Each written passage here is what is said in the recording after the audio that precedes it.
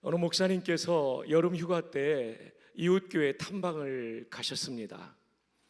예배를 드리는데 설교 시간이 한 15분 지나가니까 사람들의 집중력이 떨어지고 산만해지기 시작했습니다. 그때 이분들의 산만해진 집중력을 한 번에 모아주는 말씀을 그 교회 담임 목사님이 하셨습니다. 그 얘기는 이거였어요. 저는 제 인생의 최고의 시기를 제 아내가 아닌 다른 여자의 품에서 보냈습니다. 아니, 담임 목사님이 그랬다니 얼마나 놀랐겠어요. 근데 이윽고 말합니다. 근데 그 여자는 제 어머님이셨습니다. 그러자 사람들이 와 웃으면서 분산되었던 마음이 하나로 집중됐습니다.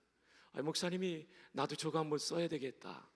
그 다음 주에 와가지고 예배를 인도하면서 예배 중간쯤 진행되니까 성도들의 집중력이 분산돼서 드디어 이 목사님이 이 얘기를 시작했습니다.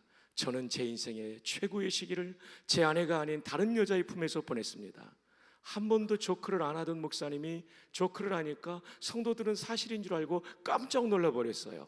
놀래는 성도들을 보면서 목사님이 또 놀래가지고 그 다음 멘트를 잊어버렸습니다. 그래가지고 이 강단에서 시간이 계속 흘러가는데 생각이 나지 않는 거예요. 너무 당황이 되니까 수습해야 됐다는 차원에서. 그런데 그 여자가 누구인지 생각이 나지 않습니다. 더 큰 문제를 일으켰다는 얘기가 있습니다. 물론 누가 지어낸 얘기겠죠. 여러분, 뭐든지 내 것이 되지 않으면 그것은 삶의 현장에서 작동되지 않습니다. 우리의 삶의 현장에서 작동되는 믿음은 내가 경험한 하나님, 내가 만난 하나님입니다. 이번 특세를 통하여 내가 만난 하나님이 있기를 주님의 이름으로 축복합니다. 오늘은 요한복음 3장에 나오는 그 유명한 니고데모에 대한 말씀입니다. 우리는 니고데모 하면 요한복음 3장에 한 번 나오는 것으로 생각하지만 사실은 7장과 19장까지 포함해서 3번 요한복음에 등장합니다. 근데 감사한 것은 뒤로 가면 갈수록 니고데모는 그 신앙의 변화를 경험하는 것을 볼 수 있습니다. 자, 먼저 오늘 3장에 나타난 니고데모를 우리가 살펴보겠는데요. 니고데모라는 이름의 뜻은 도대체 무엇일까요? 헬라어로 그리스말로 니코스는 정복자, 지도자라는 뜻입니다. 데모스는 백성이라는 뜻입니다. 그래서 우리가 민주주의 할 때 백성, 국민이 주권을 잡고 있다, 디마크로시라고 할 때 데모스와 크라테이아를 합해놓은 말이죠. 크라테이아는 잡고 있다. 따라서 디마크로시는 민주주의라는 뜻이죠. 근데 니코스, 정복자, 다스리는 자, 승리자, 그리고 백성이니까 니고데모라는 단어의 뜻은 백성을 다스리는 자, 백성의 지도자라는 뜻이 되겠습니다. 자, 그렇다면 이 부모님의 뜻은 이루어졌을까요? 사실 부모님들에게는 자녀들의 이름을 지어줄 때 한결같은 마음은 이 아이가 잘 되기를 바라는 마음이죠. 저도 첫 딸을 낳고 이 아이의 이름을 지어주기 위해서 성경 전체를 보니까 사라도 있고 한나도 있는데 그 당시에 그런 이름을 가진 목사님 자녀들이 많았어요. 그래서 제가 공모를 했더니 약대를 나온 한 자매가 이름을 하나 주더라고요.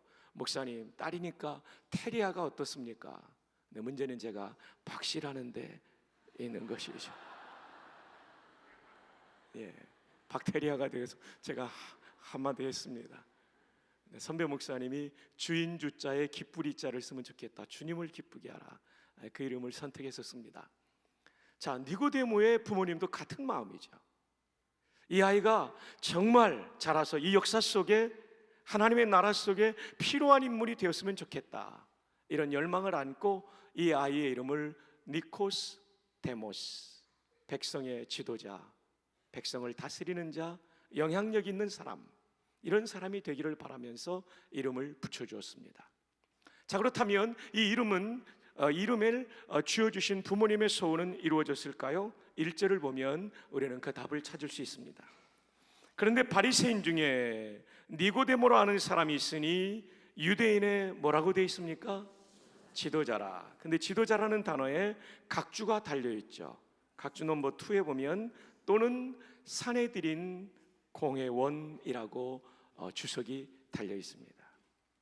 니고데모가 백성의 지도자가 되었는데, 이 지도자라는 얘기는 어떤 뜻을 가지고 있는 단어냐면 산헤드린 공회원입니다. NBD 뉴 바이블 딕셔너리라는 사전에 오면 이 산헤드린이라는 공회는 어떤 단체냐면 최고 의회인 동시에 최고 재판소였습니다. 최고 의회인 동시에 최고 재판소였습니다. 우리는 흔히 산헤드린 의회 하니까 이게 의회 기능만 있는 줄 아는데, 찾아보면 최고 재판소, 지금으로 말하면 대법원쯤에 해당되는 기능, 다시 말하면 입법과 사법 기능을 함께 가지고 있는 강력한 기관, 여기에 멤버가 몇 명이냐면 72명이었습니다. 12지파에서 각각 6명을 뽑은, 그래서 유대 나라의 최고의 사람들이 들어갈 수 있는 기관의 멤버가 되었다는 거죠. 니고데모는 부모님이 이름을 붙여주신 그대로 백성의 지도자가 되었고, 누구나 부러워하는 위치에 올라가게 되었다는 것입니다. 그런데 말이죠, 사람은 이런 성취를 거둔다고 해서 인생이 다 행복해지는 것이 아닙니다. 어거스틴이 말한 것처럼 사람의 마음속에는 하나님만이 채울 수 있는 공간이 있죠. 그래서 그는 채워지지 않는 마음의 여백을 채우기 위하여 예수님을 만나러 옵니다. 언제 오는가 볼까요? 2절입니다. 그가 언제요? 밤에. 왜 밤에 왔을까요? 상당한 사회적 지위를 가지고 있는 산헤드린 공회원, 그 사람이 나사렛 예수를 만나러 온다는 것은 사실은 큰 부담이었습니다. 내 신분이 노출될 때 내가 경험할 수 있는 그런 손해볼 수 있는 것을 생각했기 때문에 어둠 속에 자신의 모습을 은폐하며 예수님께 나오고 있는 것이죠. 그래서 요한복음 3장에 니고데모는 어떤 마음으로 예수님께 나오고 있냐면 한마디로 이렇게 정의할 수 있습니다. 한번 따라해 볼까요? 예수를 만나고는 싶지만 예수님 때문에 손해보고 싶지 않다. 이것이 요한복음 3장에 나타나는 니고데모의 영적 상태입니다. 예수를 만나고는 싶지만 예수님 때문에 손해보고 싶지 않다. 대단히 이기적인 마음을 가지고 예수님께 나오고 있는 것이죠. 그런데 여러분, 이런 한심한 모습을 가지고 나오는 니고데모에 대하여 예수님께서는 이 사람을 멀리하지 않았다는 게 중요합니다. 요한복음 3장 3절에서 21절에 이르는 굉장히 긴 대화를 예수님께서 니고데모와 나누고 계십니다. 사람의 마음을 꿰뚫어 보시는 전지하신 예수님께서 예수님을 이용하려고 나오는 사람, 그 사람을 향하여 꽤 긴 대화를 나누시면서 그 말씀의 한복판에 그 유명한 복음 중의 복음인 요한복음 3장 16절의 말씀을 하셨습니다. 자, 우리 함께 암송할까요? 시작. 하나님이 세상을 이처럼 사랑하사 독생자를 주셨으니 이는 그를 믿는 자마다 멸망하지 않고 영생을 얻게 하려 하심이라. 이 놀라운 복음이 시대를 뛰어넘어서 수많은 사람을 구원한 이 복음의 말씀이 최초에 선포될 때는 이 한 사람 니고데모에게 선포되었다는 사실입니다. 그럼에도 불구하고 니고데모가 그 자리에서 예수님께 무릎 꿇고 예수님을 나의 구주로 영접하지 않았습니다. 만약에 여기서 끝났다면 니고데모에 대한 말씀을 전할 필요가 없었겠죠. 그런데 이제 7장으로 넘어가 보겠습니다. 자, 우리 7장 1절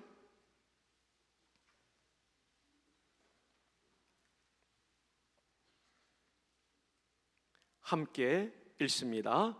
그 후에 예수께서 갈릴리에서 다니시고 유대에서 다니려 아니하심은 유대인들이 뭐하려 함이로라? 죽이려 함이로라. 3장의 상황보다 7장의 상황은 훨씬 더 어려워졌어요. 누구에게요? 예수님과 예수님을 따르는 사람들에게. 왜냐하면 예수님을 죽이려고 하는 살벌한 분위기가 지금 시작되고 있습니다. 그리고 대제사장들과 서기관들이 예수님을 체포하기 위하여 체포조를 출동시켰습니다. 근데 이게 웬일입니까? 예수님을 체포하러 갔던 사람들이 예수님을 체포하지 않고 그냥 돌아옵니다. 자, 대제사장과 서기관들 그리고 체포조로 출동되었던 아랫사람들의 얘기를 한번 들어보십시다.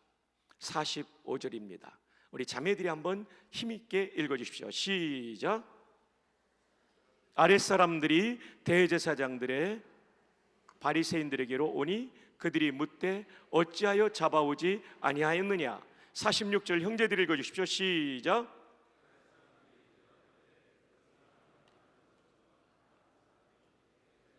네, 왜 안 잡았냐? 그랬더니 대답이 뭡니까? 체포조가 그분처럼 말하는 사람은 이제까지 없었나이다. 무슨 말이에요? 은혜 받았다는 얘기죠. 47절 바리새인들이 대답하되 너희도 미혹되었느냐? 너희도 예수한테 빠졌느냐? 이 얘기죠. 48절 당국자들이나 바리새인 중에 그를 믿는 자가 있느냐? 49절 율법을 알지 못하는 이 무리는 저주를 받은 자로다. 예수님을 따라가는 사람들을 율법을 알지 못하는 저주받을 자라고 말하고 있어요. 그런데요, 이때 한 사람이 등장하죠. 자, 함께 50절을 읽어요. 시작.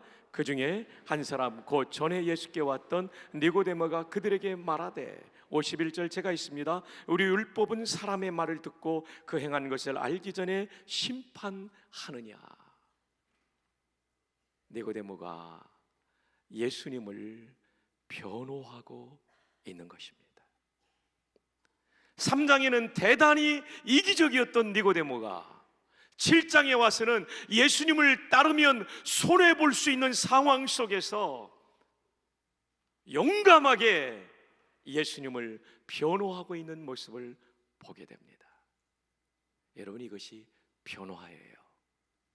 이기적인 모습에서 손해를 감수하고라도 예수님을 변호하고 예수님을 증거하고 예수님을 자랑하고 예수님을 전하고 전도하는 삶을 산다는 것이 놀라운 변화입니다. 여러분, 남녀간의 사랑도 그렇고 예수님과의 사랑도 그렇고 진짜 사랑하면 나 중심에서 상대방 중심으로 바뀌게 됩니다. 1987년 저는 목사 안수를 받고 군목으로 훈련받기 위하여 영천 삼사관학교에 입교했습니다. 첫 아이를 가졌기 때문에 제 아내가 여러 달 훈련하는 동안 한 달이 지나면 토요일마다 볼 수 있는데 한 번도 내려오지 못했습니다. 서울에서. 근데 그때마다 보내주는 편지는 저에게 굉장한 격려가 되었죠. 1987년 5월 15일 그날의 훈련은 각계전투였습니다. 각계전투가 무엇이냐고 물으신다면 각계의 병사가 포복과 약진을 통하여 적의 진지를 탈환하는 훈련이라고 하겠습니다. 5월의 영천은 너무나 덥더라고요. 땅바닥을 기어다니는데 아침부터 저녁까지 각계전투 훈련을 했어요. 쉼없이. 각계전투 훈련은 낮은 곳에서 높은 곳으로 뛰어가기 때문에 숨이 턱끝까지 닿는 거예요. 뛰어가면서 몸을 낮추고 낮은 포복, 높은 포복, 응용 포복을 하면서 몸을 은폐해가면서 그리고 적전을 탈환하는 거죠. 정말 힘든 훈련이었습니다. 나중에 샤워할 때 보니까요, 땀과 황토물이 들어가지고요, 훈련 받을 때는 속옷을 삶을 수가 없으니까 황토물이 인관할 때까지 안 빠지더라고요. 근데 그날의 편지, 그것은 그날의 피곤을 씻어주는 편지였어요. 편지는 이렇게 시작했어요. 제 기억 속에. 이 더운 날씨 얼마나 수고가 많아요. 당신을 보고 싶어 그리워서 제 마음은 그리움의 파도입니다. 그 어느 날부터인가 당신은 제 마음을 온통 사로잡으셨지요. 저는 당신의 포로입니다. 아주 행복한 포로.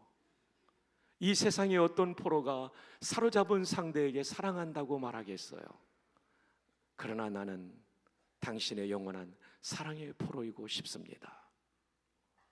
별로 감동을 안 하시는데요.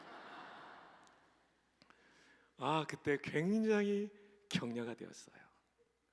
여러분, 사랑이란 이런 것입니다. 나 중심에서 배우자 중심이 되는 거죠. 이게 사랑이죠. 이게 사랑이죠. 신앙도 마찬가지입니다. 나 중심에서 예수님 중심으로 바뀌는 거죠. 그래서 우리의 찬송가에 그런 찬송이 있죠. 이전엔 세상 나 기뻤어도 지금 내 기쁨은 오직 예수. 이전엔 세상 나 기뻤어도 지금 내 기쁨은 오직 예수. 찬양해 볼까요? 이전엔 세상 나 기뻤어도 지금 내 기쁨은 오직 예수. 할렐루야. 다 맘 내비는 말 내 구주 예수를 더욱 사랑.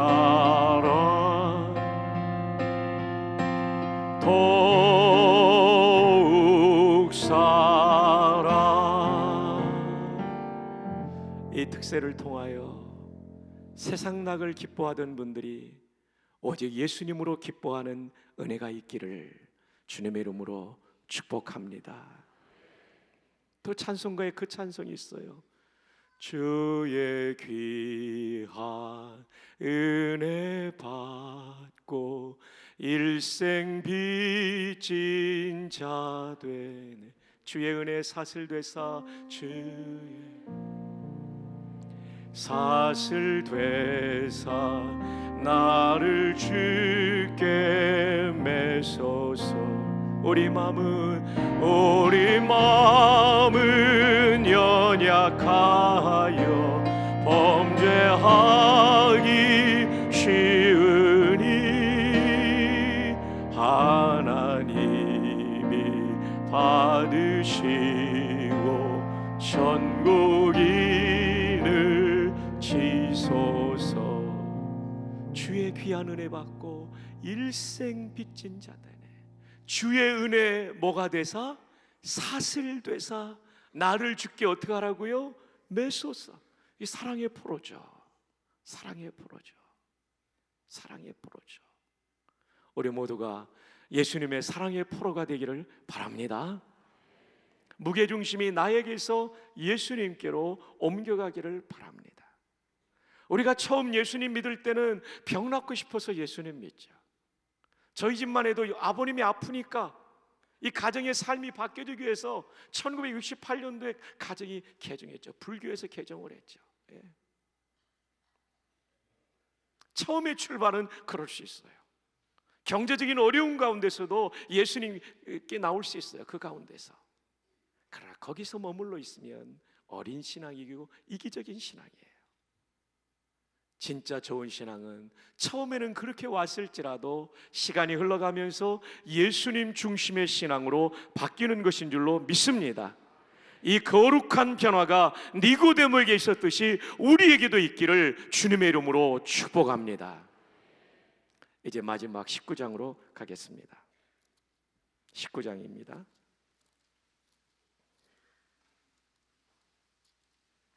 19장 30절입니다. 요한복음 19장 30절. 우리 다 함께 찾으셨으면 아멘. 네, 함께 봉독합니다. 시작. 예수께서 신포도주를 받으신 후에 이르시되 다 이루었다 하시고 머리를 숙이니 영혼이 떠나 가시니라. 예수님께서 이제 돌아가셨어요. 그분을 따르던 3년이나 따르던 제자들도 다 도망갔어요. 베드로는 부인해버렸어요. 이런 상황에 예수님을 위해서 나선다는 것은 무모한 일이고 자기의 모든 것을 잃어버릴 수 있는 7장보다도 더 위험한 상황이 19장의 상황입니다. 자, 그런데 이때 누구도 예수님의 시신을 거두지 않을 때 두 명의 남자가 나타납니다. 자, 우리 한번 38절을 보겠습니다. 자매들이 38절을 힘있게 한번 읽어주시기를 바랍니다. 38절입니다. 시작.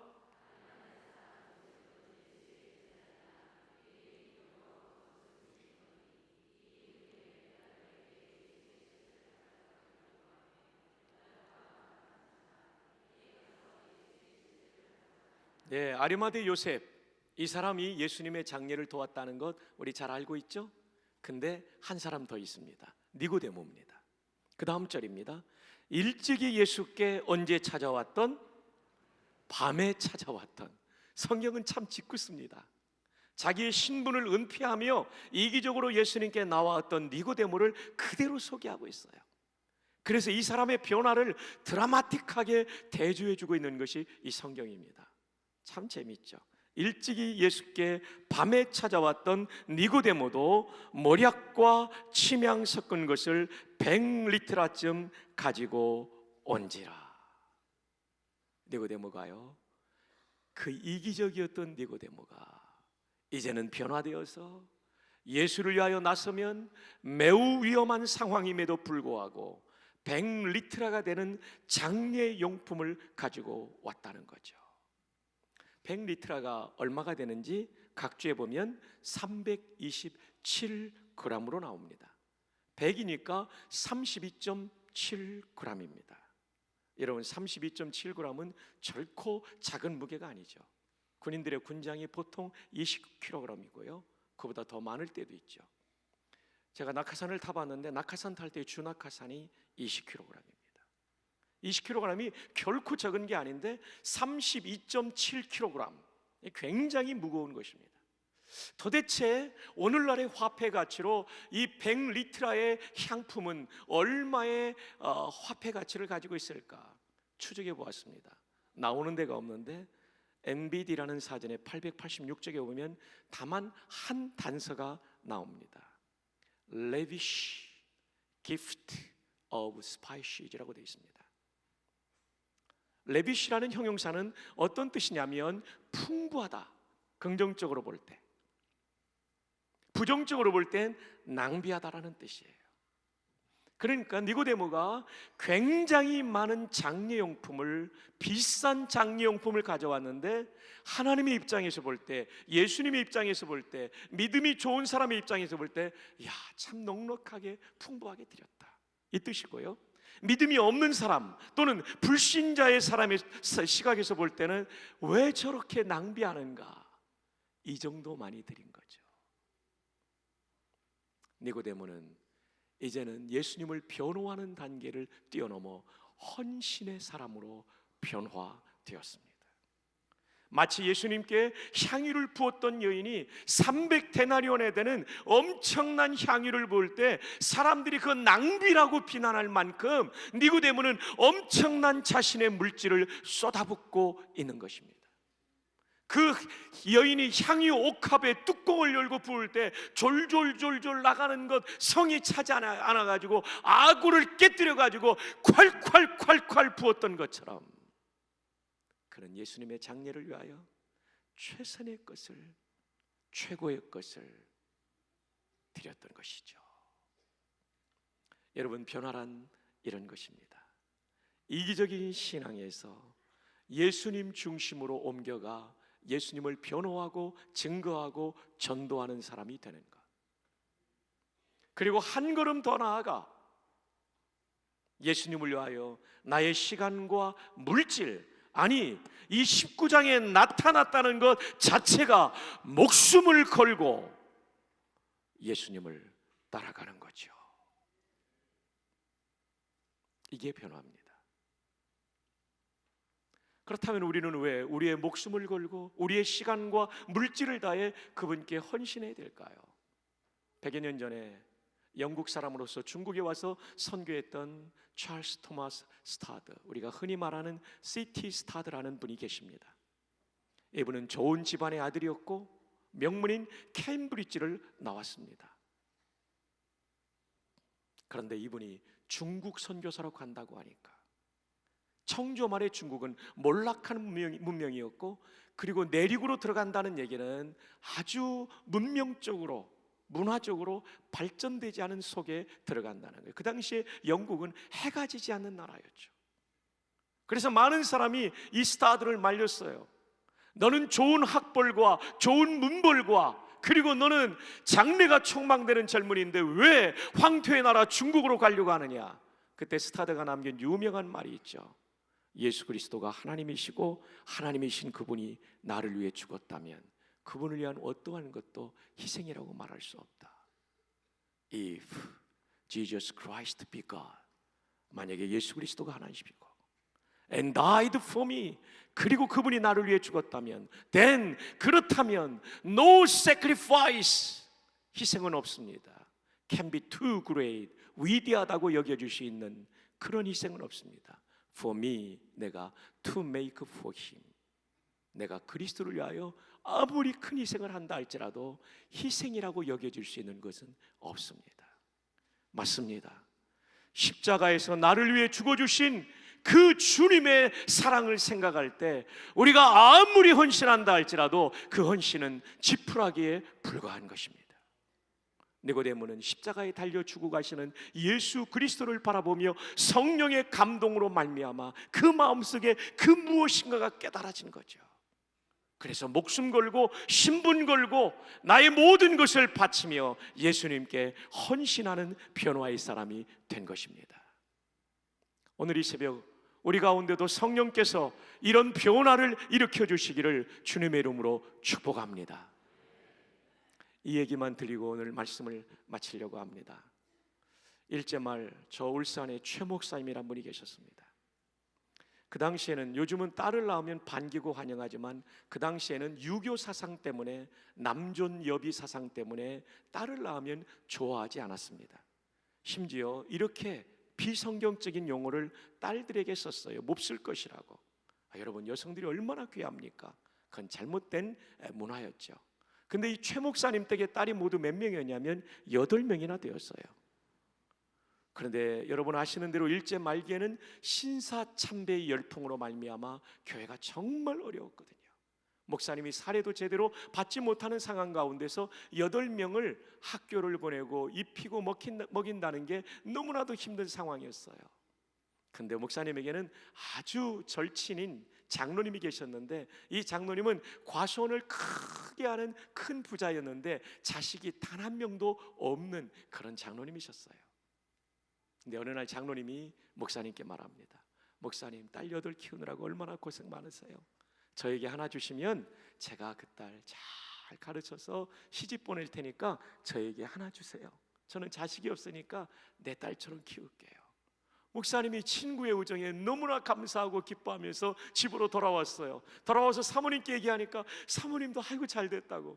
오늘 밤 아이들 밥 먹고 잔 다음에 우리가 함께 의논합시다. 그래서 저녁밥을 지어 먹고 아이들이 다 이 단칸방에 1번부터 8번까지 서열로 누워서 잘 때 아이들이 자는 것을 확인하고 의논이 들어갑니다. 여보, 장로님이 달라는데 우리 첫째 줄까? 그랬더니 사모님이 하시는 말씀이, 딸이지만 맞이고 얼마 안 있으면 시집갈 텐데 그거 우리가 키웁시다.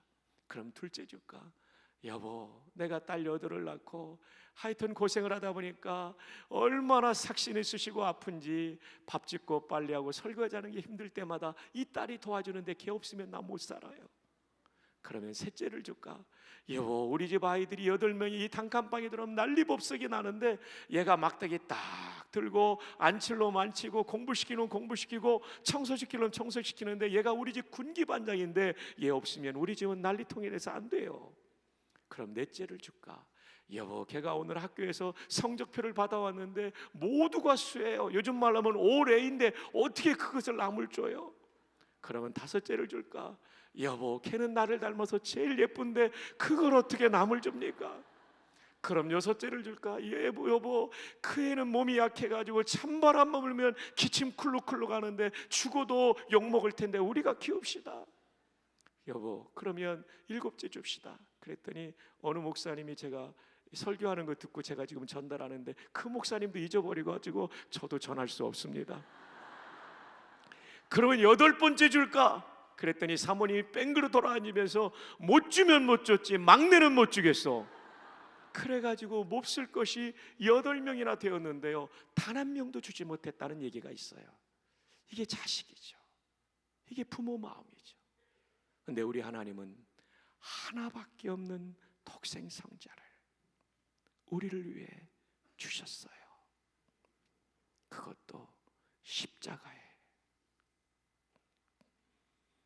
이 하나님의 엄청난 사랑을 받은 우리라면 목숨 바쳐 그 하나님을 사랑해야 될 줄 믿습니다. 자신의 전부를 바쳐 우리를 사랑해 주신 그 주님의 사랑을 안다면 우리도 생명 다해 주님을 사랑해야 될 줄 믿습니다. 여러분에게 여쭙니다. 여러분의 신앙은 요한복음 몇 장입니까? 요한복음 3장 아닙니까? 그렇다면 7장으로 나아가십시다. 경산중앙교회는 제자훈련하면서 기도 전도하는 교회예요. 정말 여러분 교회 좋은 교회예요. 한국교회 이런 교회 많지 않아요. 여러분은 대부분 7장까지 오신 분들이 적지 않을 거예요. 대구와 경산에서 이 일대에서 예수님을 변호하고 증거하고 나 중심이 아니라 이전엔 세상 나 기뻤지만 지금 내 기쁨은 오직 예수가 되어 복음을 증언하는 증인들이 많은 공동체일 줄 알아요. 3장의 사람들은 이 공동체의 DNA를 따라 7장으로 나아가기를 바랍니다. 그리고 사랑하는 7장에 있는 성도 여러분, 여러분이 7장에만 머물러 있지 말고 시티 스타드처럼 하나님이신 그분이 나를 위해 죽었다면 그 어떠한 것도 희생일 수 없다. No sacrifice, 희생일 수 없다.